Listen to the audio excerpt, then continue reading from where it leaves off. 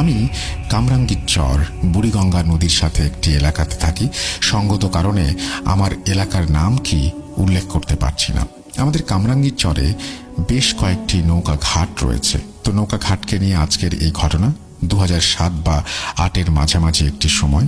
আমার বয়স তখন 10 থেকে 15 বছর, এবং তখন আমি ও আমার বন্ধুরা, আমাদের একটি অভ্যাস ছিল যে আমরা সকাল থেকে দুপুর পর্যন্ত খেলাধুলা করতে নদীতে গোসল করতে যেতাম। তো সেরকমই একটি ঘাটে আমরা রোজকার মতোই খেলাধুলা করি, গোসল করতে যাই। বন্ধুরা মিলে গোসল শেষে সকলে যে যার মতন বাড়িতে চলে আসলাম। বাড়িতে আসার পর শুনতে পেলাম নদীতে একটি ছেলেকে পাওয়া যাচ্ছে না। আমি বাড়ি থেকে ও আমার বন্ধুরা সবাই মিলে গেলাম সেই ছেলেটিকে খুঁজে পাওয়া যাচ্ছে না কেন সেটা দেখতে।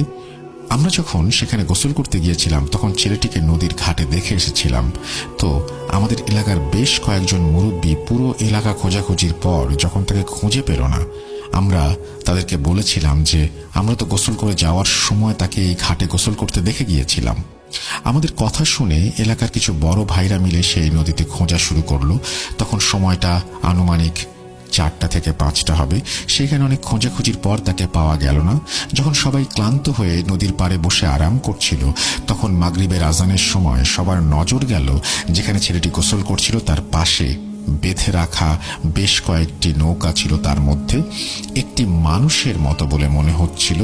কয়েকজন নদীতে নেমে আবার সেখানে গিয়ে খোঁজা শুরু করলো, দেখা শুরু করলো আসলে কি হয়েছে সেটা দেখার জন্য। দেখলো একটি মানুষেরই সেখানে মৃতদেহ পড়ে আছে। পানির কারণে পেটের অধিকাংশ ফুলে উঠেছে। মনে হচ্ছে কিছুক্ষণ আগে ছেলেটি মারা গিয়েছে। তখন আর বুঝতে বাকি রইল না এটাই সেই ছেলে যাকে খুঁজে পাওয়া যাচ্ছিল না। লাশটাকে যখন ঘাটের কিনারায় আনা হয়, যখন পরিবারের সবাই দেখে, তখন তাদের পরিবারের শোক নেমে আসে। ঘটনাটি এখানেই শেষ হয়ে গেলে পারত, ঘটনার শুরু এখান থেকেই।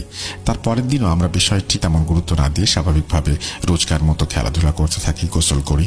এবং সেই নদী থেকে আমরা যখন সবাই বাড়িতে চলে আসলাম, আবার শুনতে পেলাম যে বিকেলবেলায় আরেকটি ছেলেকে খুঁজে পাওয়া যাচ্ছে না।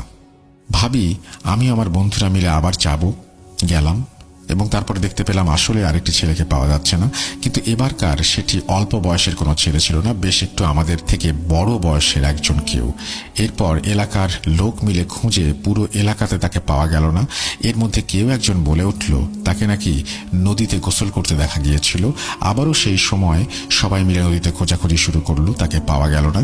ঠিক মাগরিবের আগ মুহূর্তে ছেলেটিকে পাওয়া গেল সেই নৌকার সাথে ভাসা অবস্থায়। তাকে সবাই টেনে নদীর কিনারায় নিয়ে আসার পর তার পরিবারে আবারও শোকের ছায়া নেমে আসলো। এভাবে টানা 3 দিন 3টি ছেলে এই ঘাট থেকে নিখোঁজ হয়ে যায়। এক পর্যায়ে ঘাটে মানুষ গোসল করা থেকে বিরত থাকে। গোসল করা বাদ দিলে তেমন কোনো ঘটনা আর জানা যায়নি। সপ্তাহখানেক ভালোই যায়।